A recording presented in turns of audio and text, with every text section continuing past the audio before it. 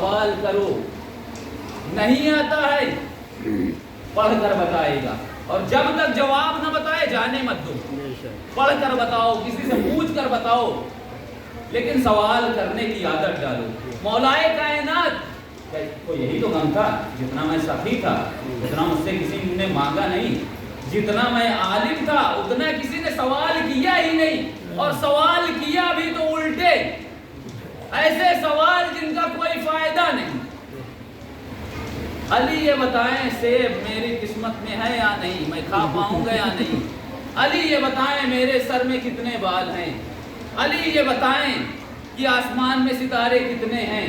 عجب، بتا بھی دیں گے علی تو یقین نہیں ہوگا، اس لیے کہ وہاں پر کمی نہیں ہے، تمہارے اندر کمی ہے، تمہارے اندر وہ استعداد، وہ طاقت، وہ صلاحیت ہے ہی نہیں، تمہارے اندر وہ ظرف ہے ہی نہیں کہ علی کے علم کا اندازہ لگا سکو۔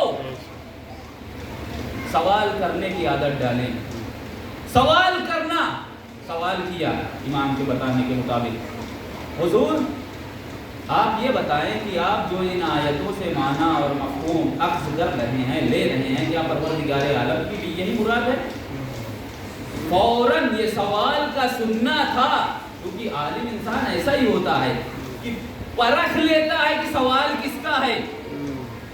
یہ تمہارے سوال نہیں ہے، سچ سچ بتانا کس نے یہ سوال کرنے کا حکم دیا ہے۔ اب اہل بیت کا چاہنے والا ہے، جھوٹ سے کوسوں دور رہے گا، ولو کہ آج معاشرے میں جھوٹ پنپ رہا ہے۔ اہل بیت کے دائی اگر کوئی ہے تو وہ کبھی جھوٹ نہیں بولے گا۔ فوراً کہا مجھ سے میرے آقا اور مولا حسن ابن علی نے کہا ہے، اور میں نے یہ سوال کیا۔ تاریخ کہتی ہے اسی سوال کی بدولت اس نے اتنی ضخیم کتاب تناقض القرآن لکھی تھی، سب کتاب کو اٹھایا اور آگ لگا دی، جلا دیا۔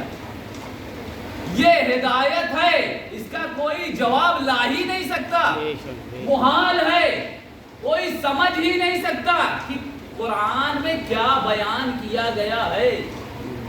اللہ کا کلام ہے قرآن سے ہمیں آشنائی پیدا کرنی چاہیے، قرآن سے ہمیں قریب ہونا چاہیے۔ صرف مرنے والے یا مریض افراد کے سرہانے پڑھنے والی کتاب قرآن نہیں ہے۔ قرآن حیات دینے کے لیے بھیجی گئی تھی، لیکن ہم نے اسے ذریعہ موت بنا دیا ہے۔ معاف کیجئے گا اگر کوئی مرنے والا ہوتا ہے، سورہ یاسین کی تلاوت کھول کر پڑھی جا رہی ہے، اور معاشرے کی بے غیرتی یہ ہے کہ معاشرہ مرنے والے ہیں، یاسین پڑھی جا رہی ہے سر پر۔ کتاب زندگی دینے کے لیے آئی تھی، اسی لیے کہا جس نیت سے جو پڑھے گا اسے ملے گا، اور قرآن عطا بھی کرے گا، دے گا۔ تم مرنے کی نیت سے پڑھ رہے ہو، شفا ملے گی، مر جائے گا۔ قرآن کا اعجاز یہ ہے کہ یہ 1400 سال سے قدیم نہیں ہوا، پرانا نہیں ہوا۔ جب جب لوگ اس کا مطالعہ کرتے ہیں ایک نیا مفہوم سمجھ میں آتا ہے، اور اس کی دلیل یہ ہے کہ آج سینکڑوں تفاسیر موجود ہیں۔ شاہ ولی اللہ دہلوی برادران اہل سنت کے بہت بڑے عالم ہیں، ان کا پورا خاندان، دادا، بیٹا، پوتا، پرپوتا، آپ نیچے چلے جائیں، کم سے کم 7 پشتیں ان کی، سبھی نے ترجمہ کیا قرآن کا۔ جب قرآن سمجھ میں آ رہا ہے تو ایک ترجمہ کافی نہیں ہے، ایک تفسیر کافی نہیں ہے، نہیں، قرآن کو جتنا پڑھیں گے نئے انداز میں ایک نیا مفہوم دے گا قرآن، اس لیے کہ قیامت تک کے لیے ہدایت ہے، قیامت تک کا ذکر اس میں موجود ہے، ہر خشک و تر موجود ہے، ولا رطب ولا یابس الا فی کتاب مبین۔ کوئی چیز ہے ہی نہیں جو اس قرآن میں نہ ہو۔